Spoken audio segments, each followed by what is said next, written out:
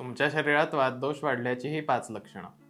पहिलं म्हणजे कार्ष्ण्य, ज्याला अंगाला काळेपणा येणं आपण म्हणतो, की काळवंडलं असेल कुठे अंगावर तर तुमच्या शरीरात वातदोष वाढला आहे हे आपल्याला कळतं.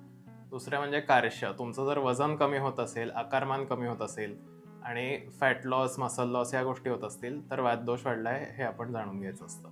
तिसरं म्हणजे आपल्याला उष्ण पदार्थ खाण्याची किंवा गरम पाण्याने अंघोळ करण्याची, इतरांपेक्षा जास्त थंडी वाजते अशी तक्रार असेल तर हे तिसरं वात वाढल्याचं लक्षण आहे. चौथं म्हणजे कंप, म्हणजे आपल्याला कुठल्याही शरीराच्या अवयवात कंप आतासारखी लक्षणं किंवा अनकंट्रोल्ड ट्विचिंग ज्याला म्हणतो, आपल्या कंट्रोलमध्ये नसताना हातपाय हलणं, अशा गोष्टी होत असतील तरी ते वात वाढल्याचं लक्षण आहे. सगळ्यात 5वं महत्त्वाचं म्हणजे शूल, ज्याला आपण पेन असं म्हणतो. शरीरात कुठेही पेन असेल तर ते वातामुळेच असतं.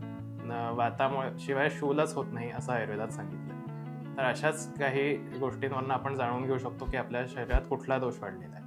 अशाच आरोग्याच्या टिप्ससाठी फॉलो करा मेधामृत आयुर्वेद.